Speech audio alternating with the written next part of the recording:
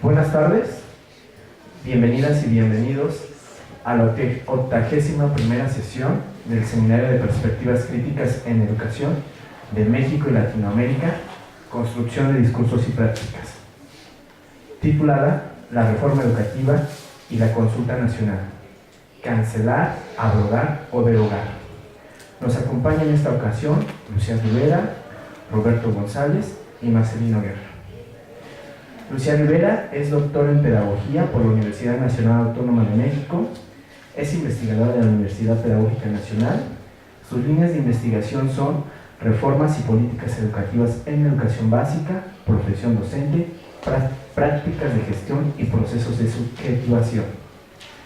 También nos acompaña el profesor Marcelino Guerra, a mi derecha, maestro en políticas públicas comparadas por Flaxo, investigador de la Universidad Pedagógica Nacional.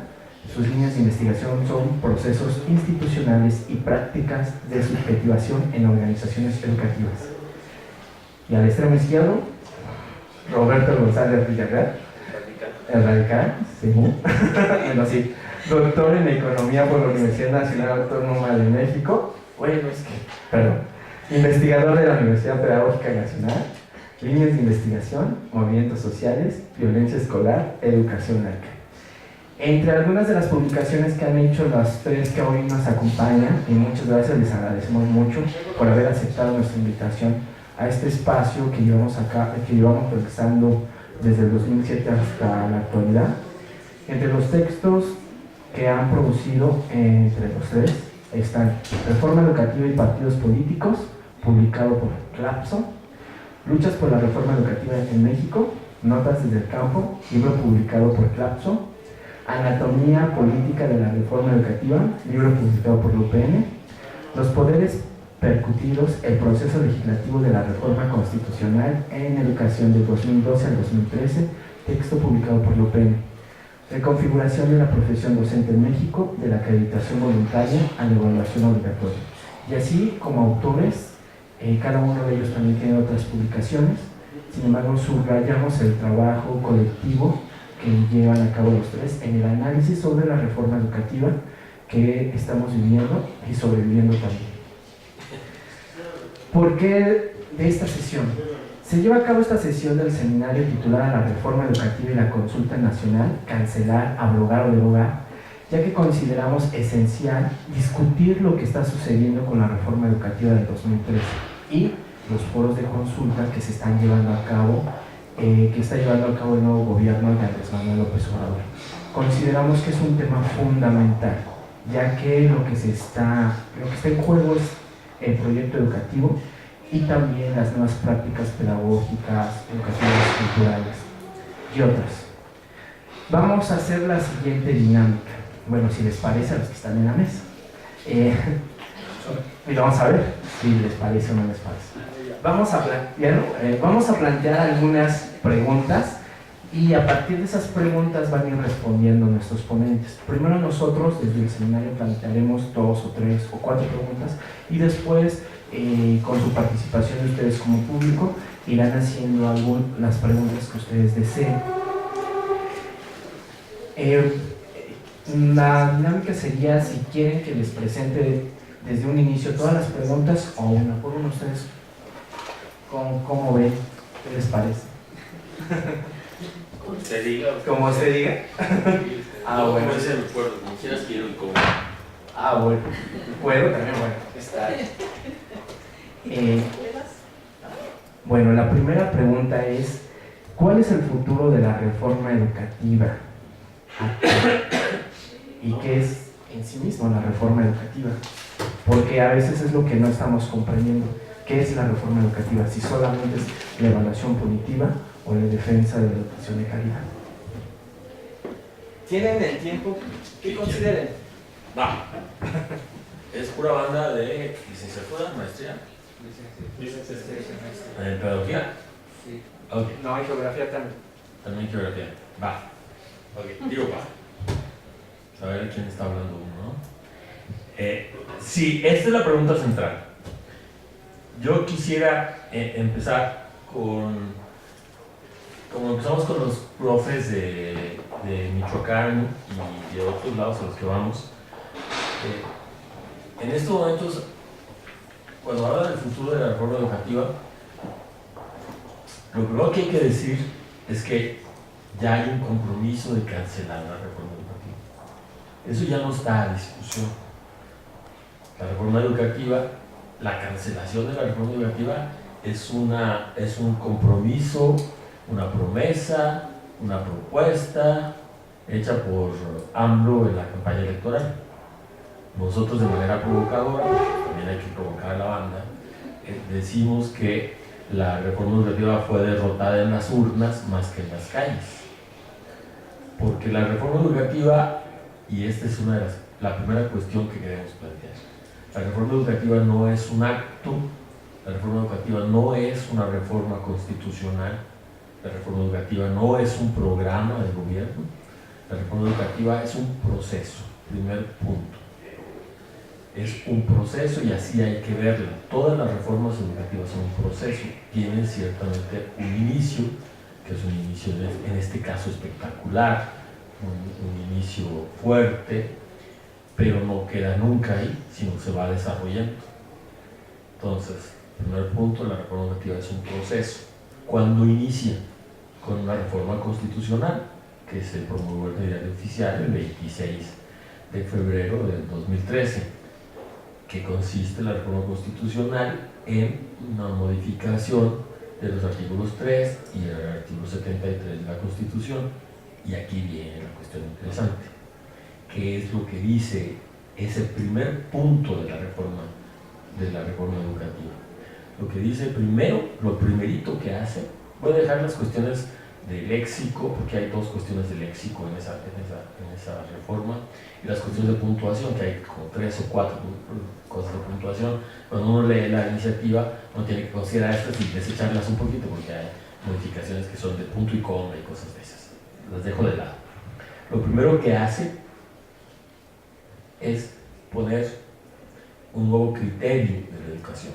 Acuérdense, los criterios del artículo 3 era laica, gratuita, obligatoria, etcétera, etcétera, etcétera, que promoverá la democracia, pero pone uno más que no estaba, y es el criterio de la calidad. Y además no solamente pone el criterio de la calidad, sino que hace una definición constitucional de calidad. Esta es una de las primeras broncas que tuvimos y nos van a escuchar toda esta tarde hablando de los amigos de Carlos, es decir, de toda la banda de los intelectuales críticos, que decían que no había un concepto de calidad. Y uno decía, neta, es que no leyeron la reforma constitucional, o es confuso, decía Pérez Rocha, y que provienen de la administración, no sé cuántas cosas más, como si todo el análisis curricular fuera de la pedagogía y no hubiera tomado Fayol y a Taylor y de todo el sistema productivo. Entonces, esas son críticas muy simplonas que no ven la reforma. Pero lo que hace primero, la calidad, y define qué es calidad, y ahí está en el texto constitucional con todas sus letras: máximo logro de aprendizaje. Eso es lo primero que hace. Pero eso es el problema fundamental que intentaban resolver. Por eso hicimos un libro que se llama Los Poderes Percutidos, para analizar el proceso de la reforma y encontrar cuál fue el problema que intentaron resolver y cómo lo plantearon. Y el problema era muy simple. En México la calidad de la educación en México es muy baja. ¿Cómo lo vemos? Pues en todas las pruebas nacionales e internacionales. Ustedes saben cuáles son mejor que yo y saben los resultados. Entonces, como la novedad histórica de esta reforma, y así lo queremos decir con todas sus letras, es que desde hacía bastante tiempo, el 94 en adelante, ya se había teorizado el por qué la calidad de la educación en México era muy baja. Hay muchas explicaciones. El Acuerdo Nacional del 92-93 tenía una explicación basada en el asunto de la descentralización educativa y en el asunto del mejoramiento del magisterio. Incluso tenía una frase mnemotécnica, ahorita se me olvidó, aquella de las 3 R's, ¿no? Ajá. Y revaloración del magisterio, Reorganización. había una explicación, y a eso se le apostó durante mucho tiempo. Pero cuando llegaron los panistas al poder se modificó la explicación.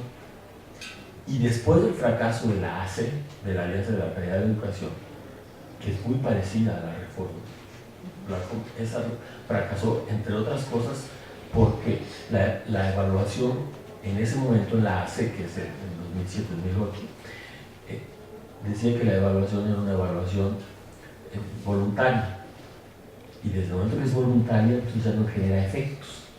La explicación que dio un organismo llamado Coalición Ciudadana de la Educación, basado en estudios de OCDE y de los demás, es que la calidad de la educación estaba íntimamente relacionada con el corporativismo en México.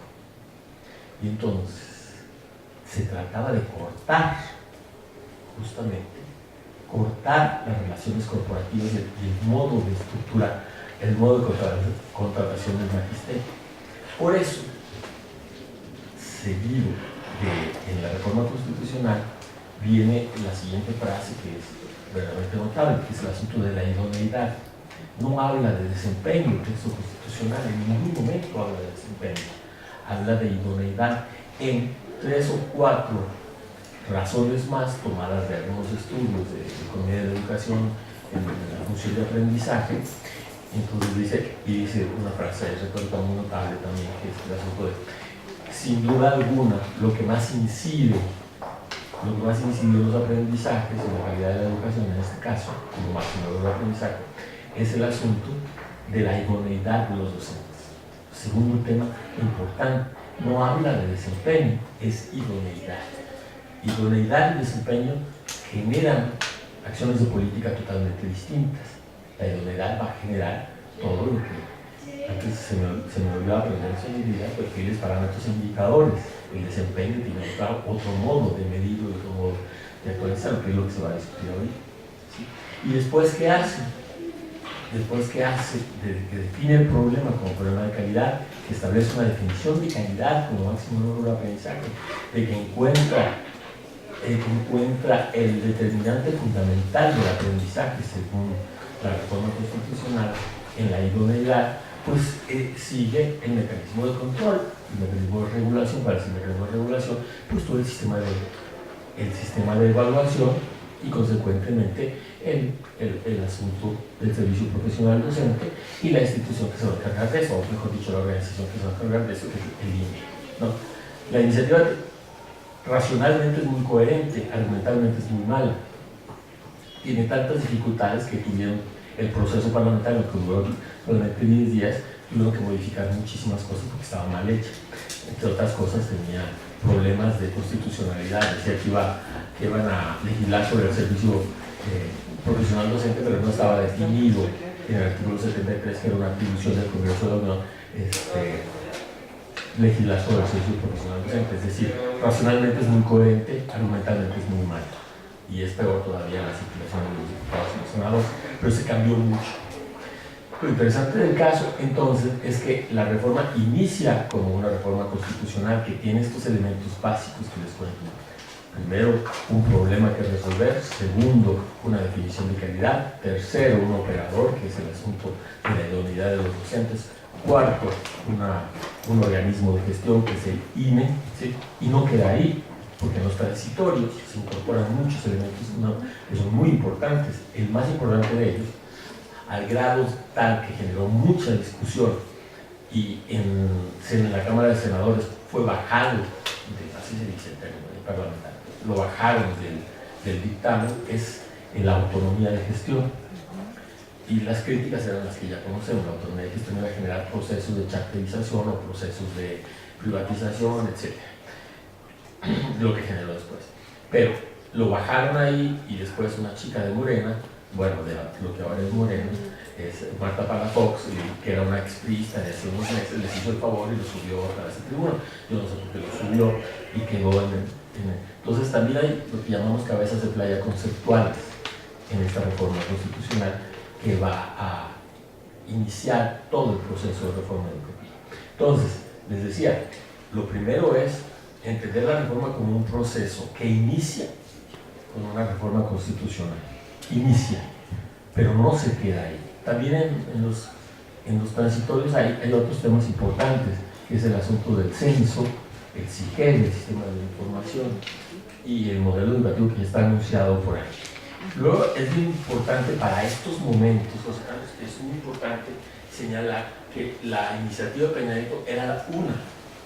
2 días después de que presentó Peña Nieto, presentó una iniciativa Mario Delgado Carrillo, el que ahora es el jefe de la fracción parlamentaria de Morena en la Cámara de Diputados, el que acaba de decir que no va a quedar una coma de la reforma educativa. Ese hizo una reforma, una iniciativa de reforma constitucional súper interesante, porque es casi exactamente igual que la de Peña Nieto, pero más radical en los términos de la de Peña Nieto, es decir, más neoliberal. Ahorita hablamos de lo neoliberal. ¿Qué tenía? Nomás para que tengan una idea, ¿qué tenía esa iniciativa? Uno, decía que tenían que realizarse las evaluaciones a todo el magisterio, a los directivos, en 3 meses. Trimestrales. Otra, decía que tenían que hacerse modificaciones constitucionales para que los resultados de las evaluaciones tuvieran incidencia presupuestal, porque la fórmula de distribución del presupuesto a los estados, que viene desde los años 90, ya estaba muy vieja, y entonces generaba muchas distorsiones, lo cual es cierto, generaba muchas distorsiones entre los estados más ricos y más pobres, con resultados diferenciados en los aprendizajes. No, eso es muy importante lo que quiero saber. Es decir, la iniciativa del ahora diputado de Morena era más agresiva que la de Peña Nieto y vinculaba los resultados de aprendizaje con la distribución del presupuesto. Ese es un punto central. Lo mismo hizo después, el 20 de diciembre, una iniciativa de reforma constitucional de los del PAN, de Romero Hicks, que era todavía más agresiva. Incidía en cuestiones del sindicato, de contratación, ¿no? Ellos fueron los que pusieron que fuera obligatoria, ellos fueron los que pusieron que la evaluación después si no se presentaban fueran despedidos. Este tipo de cuestiones indica que cuando decimos que el Pacto por México fue una estructura de dominación en su momento, era porque tenían un modo de pensar los problemas educativos similares. Para no robarme el micrófono, quiero decir, ese fue el inicio, pero no quedó ahí. El siguiente año nosotros hemos hecho una periodización de la reforma, que ustedes pueden ver en los artículos que publicamos en su ciencia magisterial, donde decimos, la reforma es un proceso, empieza con la reforma constitucional, pero en el 2014, en el 2013 ya está desatados los demás programas de la reforma. Los primeros, el SIGEL, ¿sí? Y las reformas a la ley de coordinación fiscal. ¿Y qué es eso? Lo que decía este señor Delgado. Hay que reformar las leyes para cambiar los esquemas, y va a estar ligado con lo que después se va a llamar el FONE, el Fondo para la Nómina Educativa, ¿sí? Y va a estar ligado con los resultados del SIGEL. Entonces, esto nos dio a nosotros, y es una bien, algún día quisiéramos discutir esto en términos metodológicos, ¿no? Y teóricos, porque esto nos da pie a nosotros, es decir, los esquemas de análisis basados en política pública están equivocados. Estos esquemas de análisis basados en política pública son los relatos del poder, y básicamente es desde el diseño hasta la evaluación. Nosotros decimos, no es así. ¿Por qué? Porque se empiezan a generar ensambles entre diferentes programas de la reforma que van a configurar lo que nosotros terminamos es un dispositivo. Un dispositivo es la interacción de elementos heterogéneos que generan propiedades emergentes y formas de autoensamble y autorreproducción. Y esto es un tema que para nosotros fue fundamental, porque tú decías, la reforma es la evaluación, no es eso. La evaluación es medio de la reforma, pero como la evaluación hay otros medios de la reforma. Y otro medio que Lucía Marcelino va a explicar ahorita muy bien, y esto es un punto central para nosotros porque decimos, la reforma no es un solo programa, sino son muchos programas que están ensamblados y entonces persiguen objetivos heterogéneos, ¿sí? Que son múltiples, pero que están ligándose y se están ensamblando incluso ellos solos, y están generando resultados, y están generando efectos. Y estos efectos son efectos buscados, ahorita vamos a seguir discutiéndolo, ¿no? Pero entonces el punto central aquí es empieza pero no termina con la reforma constitucional, solamente desata un proceso de ensamblaje de elementos heterogéneos que generan otra vez propiedades emergentes y formas de autorreproducción. ¿Y a dónde va esto? Nosotros cuando empezamos a ver cuáles eran los elementos, ¿no? Dijimos, pues entonces está muy claro. La reforma educativa es un proceso, ¿sí?, de reconfiguración neoliberal del sistema educativo nacional. Y esta palabra que ahora digo, neoliberal, es una de las primeras cosas que dijimos, nunca vamos a hablar de neoliberalismo. ¿Por qué? Porque luego se convierte en una consigna que no nos permite entender los procesos. Eso viene hasta el final, ¿no? Y es una síntesis. Entonces, ¿qué es eso? La reforma es un complejo. Y aquí nomás para provocar a la banda, otra vez, esto nos costó y esto mucha gente todavía no lo entiende. La reforma no es la evaluación, la reforma son muchas cosas.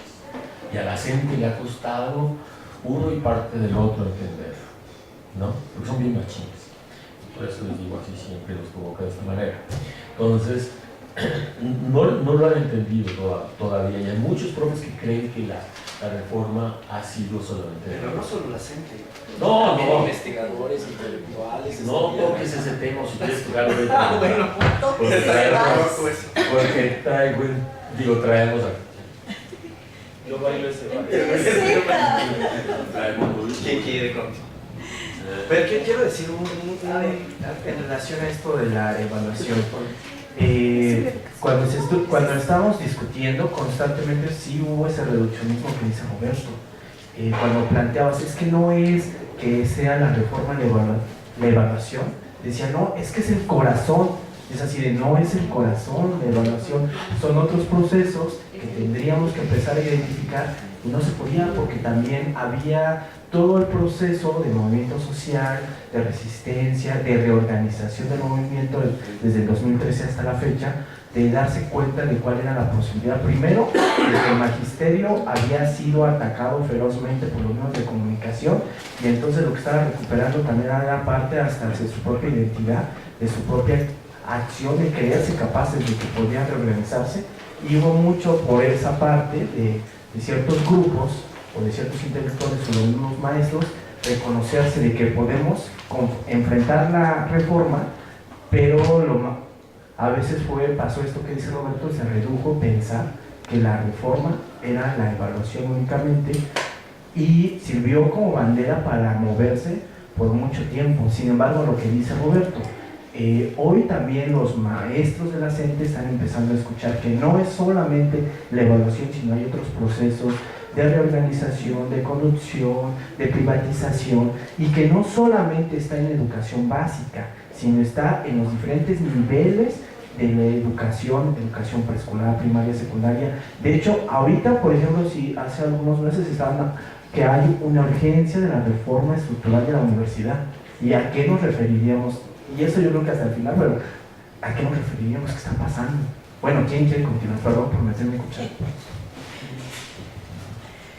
Bueno, Roberto les acaba de contar cómo fue que comenzamos esta aventura de estudiar la reforma educativa, y él, bueno, pues ya dio muchos detalles acerca del proceso legislativo, qué características tenía la iniciativa original de Peña Nieto, y bueno, los vericuetos ahí en el debate, en un proceso que realmente duró muy poquito tiempo, 10 días, para que atravesara todo el trámite legislativo, cuando sabemos que hay muchas iniciativas que pues, todavía siguen ahí en la congeladora. Esta, a diferencia de las otras, en 10 días, fue un proceso muy rápido. Bueno, ya sabíamos más o menos eso, pero mientras tanto seguíamos mirando que las noticias reportaban como por ahí descuidadamente que a partir de tal ciclo escolar las escuelas van a empezar a operar con la normalidad mínima. Y entonces decíamos, bueno, ¿y qué es eso? Porque aparecía en la información como elementos de la reforma. Claro que la discusión estaba copada por el tema de la evaluación, los medios, los noticieros, las protestas de los maestros estaban centradas en el tema de la evaluación. Recordemos nada más ese paro que se hizo, esa movilización, plantón de resistencia en el Zócalo que fue violentamente desalojado y bueno, la causal, el asunto principal que se cuestionaba era el tema de la evaluación, pero para entonces ya estábamos en los procesos de aprobación de las leyes secundarias que concluyeron en el mes de de septiembre, ya fueron publicadas en el Diario Oficial de la Federación.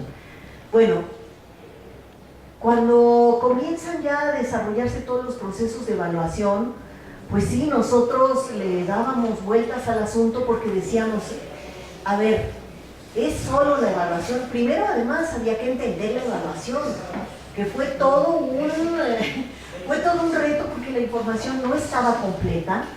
Todo esto que dice Roberto es un proceso, pues también parte de los efectos políticos, o para atenuar ciertos efectos políticos, es que se iba a cuentagotas dando la información. Primero, recuerden que se comenzó con los maestros de nuevo ingreso.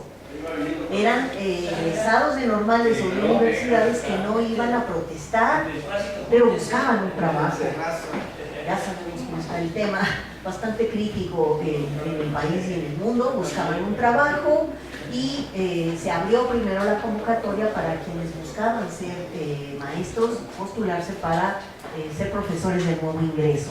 Ahí se comenzaron ya a mirar algunos elementos que después se ratificaron en la evaluación de promoción, que fue la segunda, la que se llevó a cabo en el siguiente año. La primera generación de maestros evaluados fueron los de nuevo ingreso en 2014, luego siguieron en 2015 los maestros de promoción, que ya tenían una plaza y que querían ser directores o que querían cumplir una función de ATP. Y fíjense qué curioso, ya subidos en el tren, porque realmente esos maestros no tenían por qué haber presentado esa evaluación, pero les fue presentada de una manera muy seductora, como una posibilidad de ascenso, de movilidad, de ocupar un mejor puesto, y ahí en esa evaluación fue en realidad cuando los problemas de implementación comenzaron a notarse con mayor claridad. Eran promovidos a directores y no les pagaban o no les daban el nombramiento, o resultaba que les cambiaban su nombramiento permanente, es decir, su plaza base por un contrato de 4 años, ¿no? Por ejemplo. Y luego llegamos al 2016 y el 2016 fue el año de las evaluaciones para los profesores con mayor antigüedad, la evaluación para la permanencia. Y aquí comenzó una etapa nueva de resistencias muy notorias en prácticamente todo el país. Conocimos, o las más conocidas, las más difundidas, las que impulsó la CENTE, pero en realidad maestros de todas las filiaciones sindicales, de todas las orientaciones políticas, de todos los estados de la República, en donde era impensable, como en Veracruz o en Aguascalientes o en Sonora, en Nuevo León, esas movilizaciones magisteriales que, bueno, pues ya son históricas, para decirlo rápidamente. Y bueno, pues luego viene Nochistlán. En todo ese tiempo, estoy hablando del 2014 al 2016, nosotros estuvimos siguiéndole la pista a la reforma diariamente. Bueno, casi que lo seguimos haciendo, ya se nos quedó como un hábito. Y ese trabajo de revisión nos permitió ir definiendo ya en la puesta en marcha de la reforma, que es lo que en el libro de Anatomía Política se expone. Primero, reconocer cuáles son los elementos que los componentes de lo que llamamos reforma educativa. ¿Cuáles son los objetivos en primer lugar? Los no dichos, los objetivos que van más allá del discurso oficial. ¿Cuáles son los objetos de intervención? Es decir, aquí ¿qué se quiere cambiar? Claramente los maestros o a los maestros. Pero buscando esas pistas también coincidimos, y después de mucho discutirlo también y de darle la vuelta, concluimos que el otro objeto de intervención era la escuela. Aquí lo que se quiere es cambiar a los maestros por otros y cambiar a las escuelas que tenemos por otras. ¿Cuál es la finalidad? Bueno, pues en última instancia reconfigurar, denominamos esto como un proceso de reconfiguración del sistema educativo. Y esa reconfiguración, al menos en 5 aspectos. Una reconfiguración del mismo sistema de relación laboral, de régimen laboral basado en el corporativismo, por un régimen individualizado. Eso se podía ver claramente en el tipo de contrataciones que les eran ofrecidas a los maestros. Contratos por un tiempo determinado, un año para los de nuevo ingreso, y luego venía la evaluación diagnóstica, y al que mejor le iba, pues una contratación por 4 años, pero después otra vez había que... Y el tema de las listas de prelación, bueno, ahí empezaron a salir muchísimas cosas. A través de esos mecanismos entonces se buscaba y se logró, porque eso es ya, digamos, algo que se ha establecido. El tipo de contratación ahora es a través de un régimen individual. Significa que no hay sindicato, no hay estabilidad en el trabajo, y se acabó la plaza. Aquello que se conoció como la plaza, fin. Luego, el otro elemento, bueno, tiene que ver también con la formación de un individuo distinto, un sujeto diferente.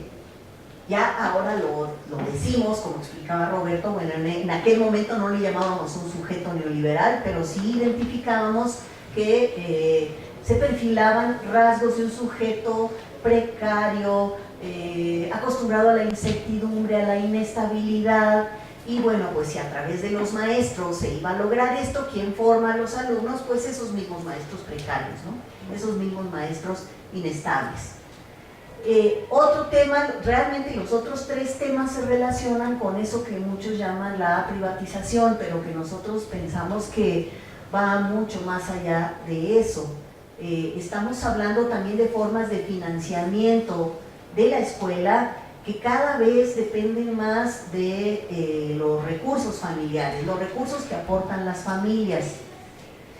El otro tema tiene que ver también con la apertura de un mercado cada vez más diversificado de servicios, no solo dentro de la escuela, sino un mercado diversificado de servicios en prácticamente todo el sistema educativo para toda clase de asuntos. Un servicio de evaluación, de certificación, de actualización que ahora los maestros pagan, servicios de atención a la infraestructura, recursos públicos, que ese es el otro aspecto, destinar cada vez más recursos públicos a entidades privadas que antes provenían únicamente de las arcas públicas, de los impuestos de todos nosotros.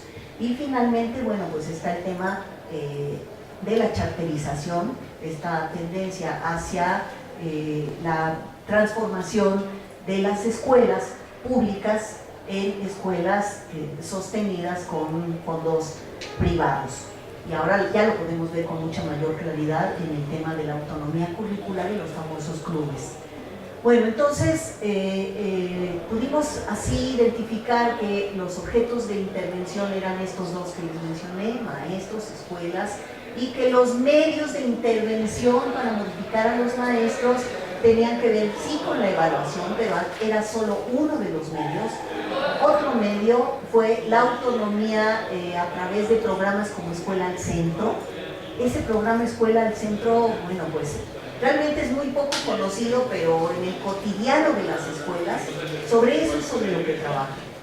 La famosa ruta de mejora, que es un instrumento de planeación donde hay que definir metas, objetivos, metas y responsables, y eso se revisa cada mes.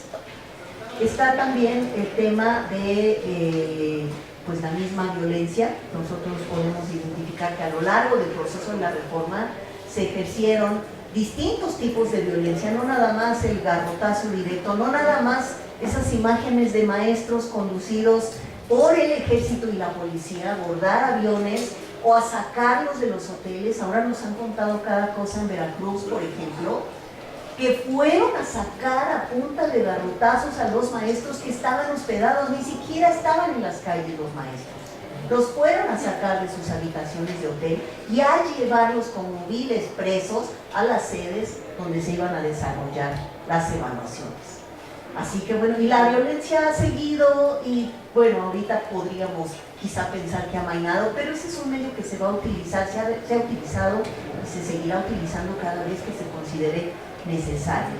Y bueno, pues esto más o menos sería la idea de la anatomía de la reforma, pero después decíamos, a ver, ya pudimos identificar cuál es el problema, o sea, los objetos de intervención, qué se persigue, reconfigurar el sistema, cómo se quiere hacer, pues con estos distintos medios. Y luego, ¿cómo vamos a explicar cómo funciona eso? Si ya hablamos de la anatomía, pues entonces luego había que hablar de la fisiología, ¿no? Y esa es la parte que tratamos de explicar. Y mucho, ahora podríamos, o yo lo veo así, fue un trabajo también de tratar de vincular lo que ya estaba puesto en la mesa y que parecía que no tenía relación, pero que en realidad a la hora de ir analizando fuimos descubriendo que sí había relación y muchísima. Por ejemplo, el CIGED, que es un sistema no solo de control escolar, no hay que reducirlo, el CIGED es un sistema de control de información centralizado, muy poderoso, no tiene nada que ver ni se parece a ninguno de los métodos anteriores que tenía la SEP para controlar la información, que en realidad eran 3 sistemas diferentes y funcionaban de manera independiente. Ahora existe un solo sistema integral de gestión de información. Y ahí se metió toda la información que aportó el censo, plaza por plaza, perfil por perfil, escuela por escuela. Gracias a esa información, cuando los maestros solicitaban la evaluación y había que pagarles, entonces la SEP aquí revisaba si en el CIGED existía la información, y lo revisa, lo sigue haciendo, pues eso ya es común, es una práctica habitual. Se revisa si la información del maestro está en el sistema y si no está o no está actualizada o no corresponde a lo que tiene la autoridad federal, entonces al maestro no se le paga, o no se le dan sus estímulos, o no se le da su reconocimiento. Entonces, bueno, el hecho de que un maestro viene, presenta, se somete a un proceso muy complicado, queda en una lista de prelación, pero acá hacen quién sabe qué tranzas en los estados con las plazas, no coincide la información que tiene el estado de las plazas con lo que está reclamando el maestro evaluado, la autoridad federal decide, no te pago, o no te incorporo, o no te incluyo en las posibilidades de asignación de plazas. Y seguramente ustedes habrán visto, no es gratuito encontrar infinidad de noticias de maestros que se quejan, protestan e incluso han presentado en un montón de instancias solicitudes de aclaración de respuesta con respecto a su situación individual. Pero las reglas de la evaluación dicen que no hay posibilidad de reclamar ni de modificar nada. Lo único que el evaluado puede pedir es que le expliquen cómo lo evaluaron, pero no hay nada, ninguna posibilidad de modificación de un resultado. Así que ahí mi apelación si quieren. Entonces, este es el panorama que nos deja la revisión que hicimos sobre la fisiología. Por eso Roberto se refería hace rato al tema de el ensamblaje y cómo, en la medida en que se articula un elemento con otro, potencia su efectividad, potencia su funcionamiento. Y esto, bueno, lo va a contar con mucho mayor detalle todo el tema de los procesos de subjetivación que llevan a que un maestro que ya se presentó, que le dijeron que no le pagaron, bueno, ahora entonces va a anticipar, se va a preparar, va a ir a tomar un curso de no sé qué y tenemos que, pues, ¿cuál es el problema de que no se haya evaluado al millón de maestros que estaba previsto? Si con los que fueron evaluados fue más que suficiente para dejar en claro que era su responsabilidad definir cómo se iban a preparar para la evaluación. Mucho de la discusión se ha ido por los problemas de implementación de la reforma. Nosotros lo que decimos es, sí, la reforma tiene muchos problemas de implementación. Pero para nosotros la cuestión de fondo está en cómo se consiguió el problema, en los medios que se definieron para intervenir y todo esto enlazado a partir de la serie calidad, aprendizaje, evaluación. Eso está en la Constitución. Ese es un elemento sustantivo porque hace rato en uno de los cursos revisábamos precisamente cómo se está proponiendo el aterrizaje de la autonomía curricular. Y resulta que hay un montón de normativas que todas tienen que ver con el tema del control del tiempo en la escuela y sobre todo en el aula. Y del uso de las evaluaciones, que a su vez en algún momento también serán consideradas en los informes de responsabilidad individual de los maestros que elaboran los directores. Todo está articulado, todo está ensamblado. Y si quitamos nada más una partecita, eso no nos garantiza de ninguna manera que los demás elementos y componentes se neutralicen. Al contrario, porque si quitamos un componente, ese efecto de potenciación va a salir por otro lado. Y ya pensando en lo que se les está ocurriendo a los futuros casi funcionarios, bueno, pues ya estamos mirando que en realidad lo que parece que se quita de un lado va a volver a aparecer por otro. Yo hasta ahí le dejaría para que se van siempre en detalles. Entonces el profe Marcelino continúa. Bueno, y dame todo. Gracias. Buenas tardes. Siguiendo la orientación cuanto a la pregunta que formula José Carlos, el futuro y qué es la reforma educativa con esto que han planteado Roberto y Lucía, pues vamos viendo que esta reforma es un proceso que tiene un inicio, pero es un proceso constitucional. Esta es una reforma constitucional que se diferencia de las otras reformas que han existido en el sistema educativo nacional, que fueron curriculares.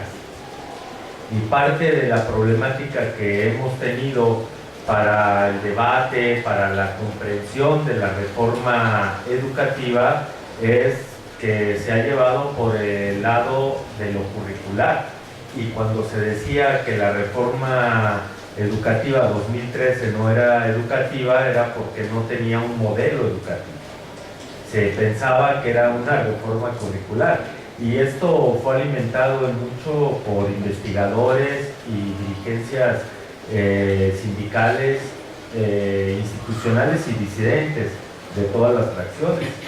Entonces aquí nosotros ubicamos cómo había y sigue existiendo una confusión en cuanto a lo que representa una reforma constitucional como el máximo órgano de regulación de todos los que vivimos en este país, y el que corresponde a la educación pues es el artículo 3º y el artículo 73, digamos que son las reglas máximas con las cuales nos movemos en materia educativa, que están planteadas en la Constitución política de nuestro país.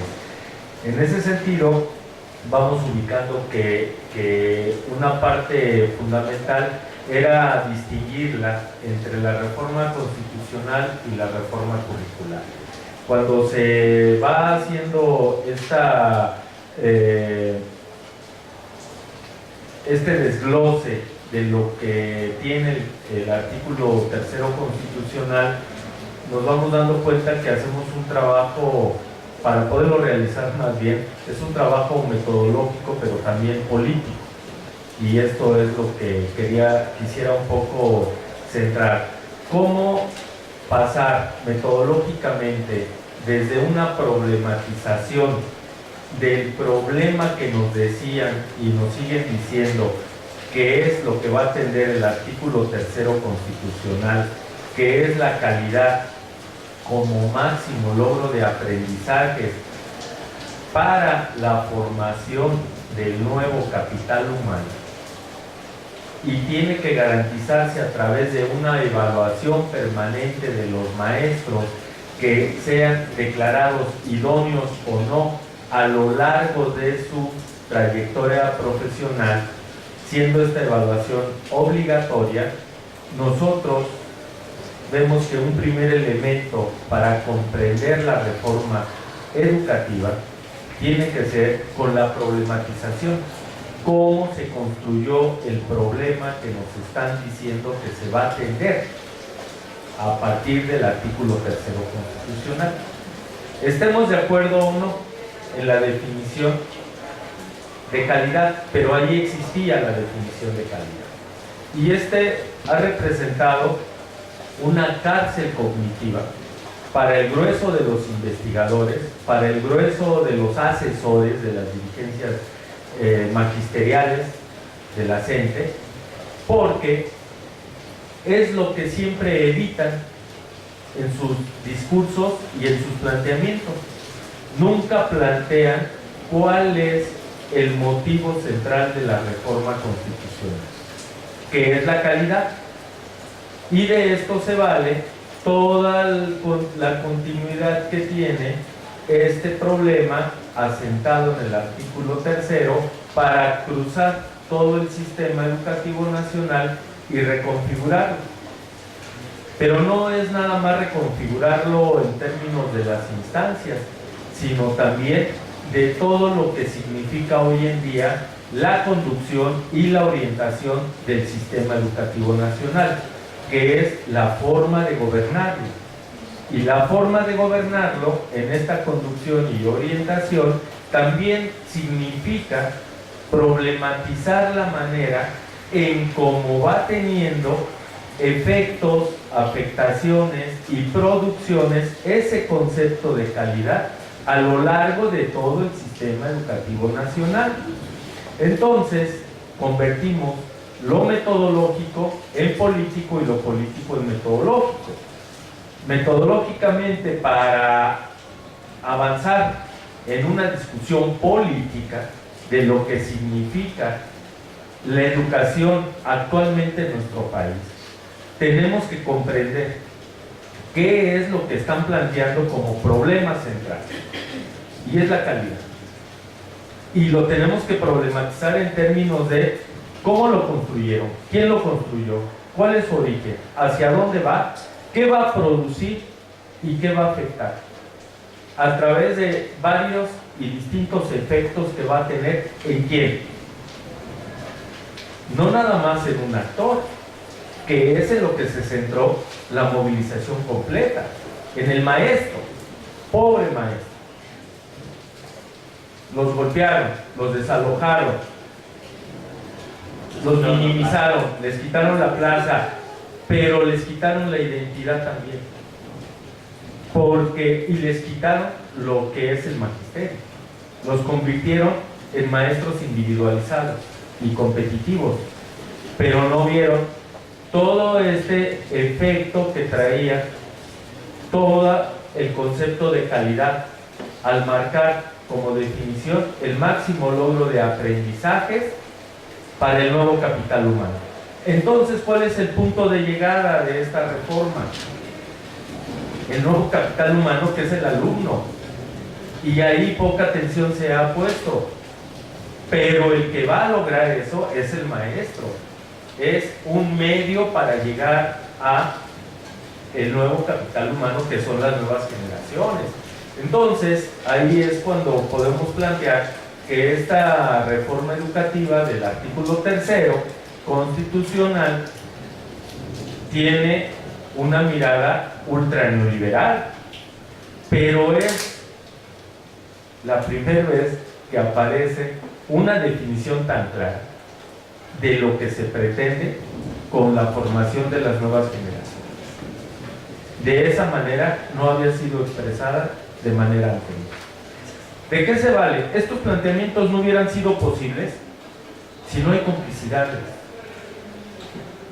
Voluntariamente o no, como ustedes quieran, ignorantemente o no, pero ¿quiénes la alimentaron estas complacencias y estas complicidades? Investigadores, asesores, dirigentes sindicales, que cuando nos vino una percepción que lo ganó el ultraneoliberalismo en nuestro país a través de documentales, de películas, ustedes pueden recordar de Panzazo, ustedes pueden vivir. ¿Esto quién lo generó? Pues los empresarios en el país. ¿Por qué lo fueron ganando? Porque existía una coalición por la calidad de la educación.